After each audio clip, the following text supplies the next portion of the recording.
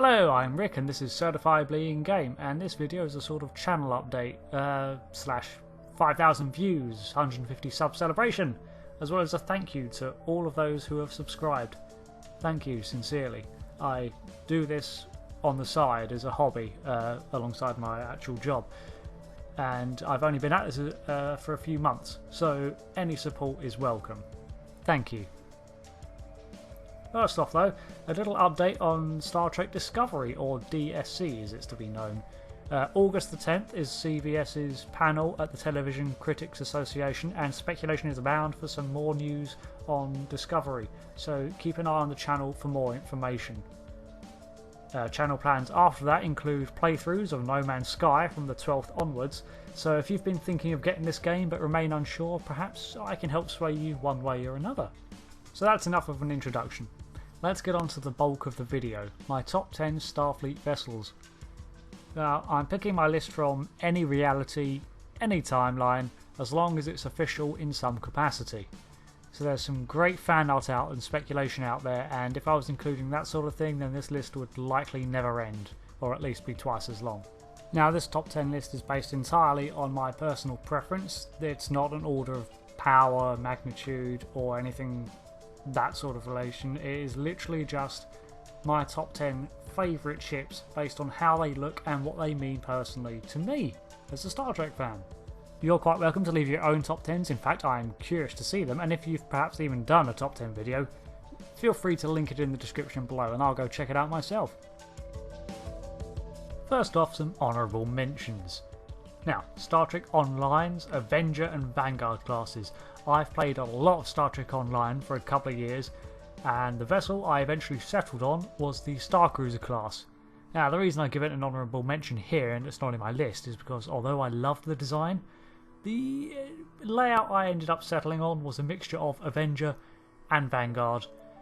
Therefore, technically two ship styles, so I couldn't really bring myself to throw that into my list. The original series' Constitution class. This is my darkest secret as a Trek fan. I just couldn't quite bring myself to love the original design. I get it's the first and inspired the signature Federation look, but I guess I just grew up with DS9 and Voyager airing in my house, and the original design to me looks, well, dated. I respect the design, and in my opinion there are many ships out there that look a lot worse. Discovery. But in my top 10, sadly no. The USS Vengeance. Marmite. Marmite is my relationship with this one. First I loved it. I saw it in action and thought it looked amazing. Then I saw the black stealth plating, looked at it, and I changed my mind. Too jagged. Then I heard the sound of its warp engines in that chase scene in Into Darkness, and I changed my mind back to loving it again. Then I saw there was a hole in the saucer section and hated it again. Then I noticed the deflected dish. You get the point. One thing I will say though, if you're going to build a Section 31 secret battleship that's part of a grand scheme to incite war with the Federation, perhaps don't put a model of it on your desk for everybody to see. With that out of the way, let's get on to my actual top 10. The Miranda class. Now, this was the first Starfleet vessel that had the nacelles under the saucer section that I ever saw, and its design really stuck with me, mostly just for that. The fact that the nacelles were angled forwards and the roll bar, as it gets called on top, was angled back, gave it a sort of arrow profile, and that really appealed to me. It's interesting to see the module on top seems to be, well, modular to some extent, and can be anything from sensors to extra weapons, and I think it was around 2280s that it was first in service, and it was still in service during 2373. This vessel, alongside with others of its ilk, marks a time when ships were made to last. Uniforms were real uniforms, captains were real captains, and Gorn were made of rubber. The USS Franklin. This vessel's from the latest film, Star Trek Beyond, and I love its compact yet classic design with features on it like the nacelles. Also, its library of classical music is a must-have. Originally, this ship was a Warp 4 prototype, predating even Archer's NX-01, but it was since recommissioned as a Federation vessel, then unfortunately lost in deep space in 2164. So this is the oldest ship on my list, technically, and boy, that ship can surf. And at number 8 is the Nova class. Pretty much for the same reasons as the Franklin, minus the Warp 4 prototype backstory, and the surfing scene, and minus the music library. And it doesn't really have a classic design, so mostly it's the fact that it's just a tiny vessel for a Federation ship. It was made as a scout and research vessel originally, and I feel that this sort of captures the heart of the Federation's principles: exploration and discovery. Advanced sensor systems and a specialised Wave Rider shuttlecraft built into the vessel. No, not that Wave Rider CW. Round out this ship as a specialised little blighter. Just don't strand one in the Delta Quadrant, because bad things. Now the Akira class. It's always been a childhood favourite of mine for practically no other reason than ever since I saw it in the film First Contact. It was a flyby scene where it, alongside the Enterprise and several other vessels, engaged and survived the Borg at Sector 001. Ever since then, I looked into it and I like the design. Pretty much for the same reasons that I liked the Miranda. It's just sort of an updated version in my opinion. That, and it's classified as a heavy cruiser, can cruise at warp 9.8 for 12 hours, and it's named after an amazing anime film. All good things. Well, my next ship is basically a saucer section sat on top of a triangle. No. I mean the Enterprise J. I have no idea what ship class this is, but it looks so odd. In a future-y kind of way. I think it's mostly the sense of mystery around this vessel that does it. We literally knew nothing about it, besides that it has burgundy carpets. Cool. I like burgundy. And carpets. I'm sold. Next. The Constitution refit. I loved the refitted Constitution class. I couldn't, maybe not the classic one so much, but you just tweak it a little, flip back the nacelles, make them square, give it some grilling on the side, change the colour slightly, give it some texturing, and now we're getting somewhere.